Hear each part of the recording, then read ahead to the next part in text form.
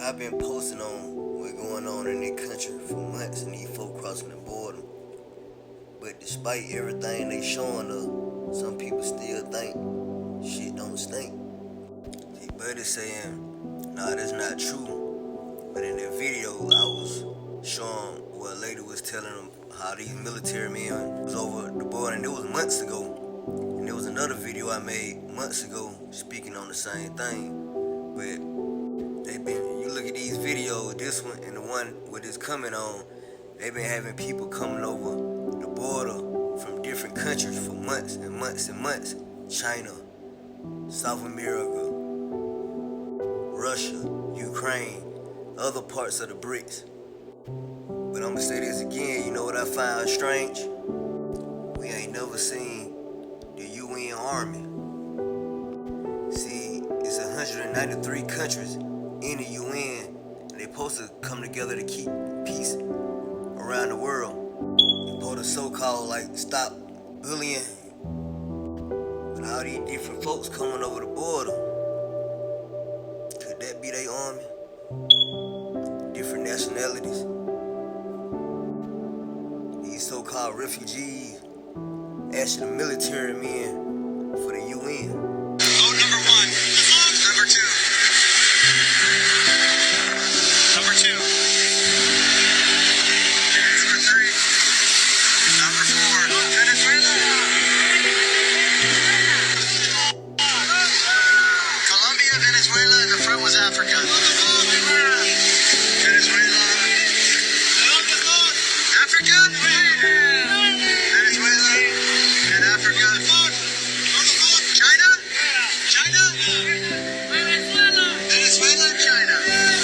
Now it's 14, we have 15, 16. It's going to be hard to keep track. We're already at 16 and it's... Okay, so I asked the guys if they had something that they wanted to say to the American taxpayers. They're staying in this very fancy hotel, which was once so expensive some New Yorkers said they couldn't afford it. And so far, only one guy has said that he wanted to say thank you. Most of them give me a filthy look. Some of them are flipping me off. I have been threatened that I'm going to be... 3 shots.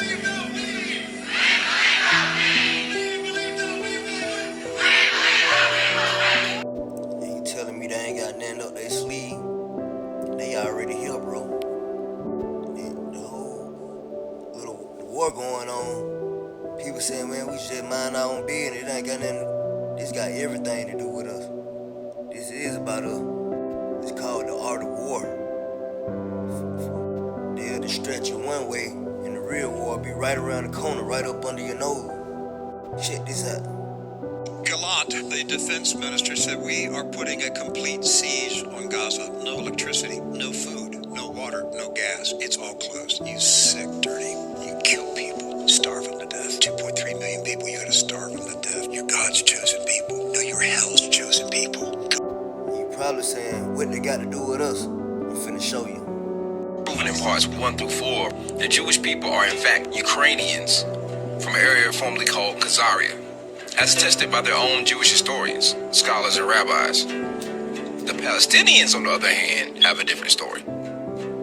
Historians state that when Jerusalem was destroyed in 70 AD, that Rome allowed a small segment of Hebrews to remain, namely servants and farmers, besides the ones captured and the ones who fled into Africa and Arabia.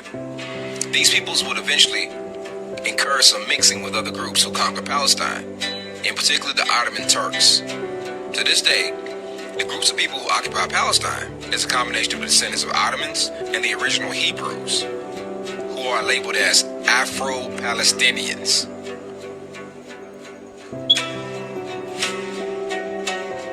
There are thousands of African Palestinians who live in Israel with deep roots to the land, whose ancestors date back for centuries. I met with Ali Jaddah, tour guide, and the informal mayor of the African Palestinians in Old Jerusalem. I asked him about his life and relations between the Afro-Arabs and the Jews. Well, life for him, I think it's the hell. I'm one of those people who had experienced that. To be Palestinian, that's a big problem. But to be a black Palestinian, I'm quite convinced it will be the hell. Because as a black Palestinian, I am double oppressed. double oppressed by the Israelis. In what way? In what way? I will explain. First of all, they oppress me as a Palestinian, you see. Secondly, they oppress me because of my color. Whenever I go around in the Israeli side, they call me Kushi. Kushi means nigger. Kushi means nigger. So, Now you see what I'm saying? It ain't about Israel or Palestine. The war with us, all around. This what the real objective is. Silent attack on our brothers and sisters around the world. And it's starting over here. All these so-called refugees, military. And now the pressure on us is a miracle. Because just the other day, I seen 20 people get put out their apartment in one day. But you got all these folks coming over, sleeping in a fancy hotel, getting checks, free housing. Don't you see it now? The war with us. This is a war. Whether Russia and the U.S. go to war, or whether, as Vanden Heuvel says, the U.S. will take on China, this is a war between slave masters, okay? This is nothing but modern-day slavery. And when the slave masters fight, you don't side with one or another master. You don't side with my master. You take advantage of the fact that they're fighting to overthrow the whole institution of slavery, to get free. And this is how we have to look at it when these imperialists fight. We're not rooting for our imperialists. We are welcoming the defeat of these modern-day slave masters in whatever they undertake. We'll be seeing all that Israel and Palestine in the streets up here. Best believe they not here for each other. It's us over here, them over there, against the United Nations. This junk been playing ever since people started waking up and started finding out who was official and who won. We in the process of elimination.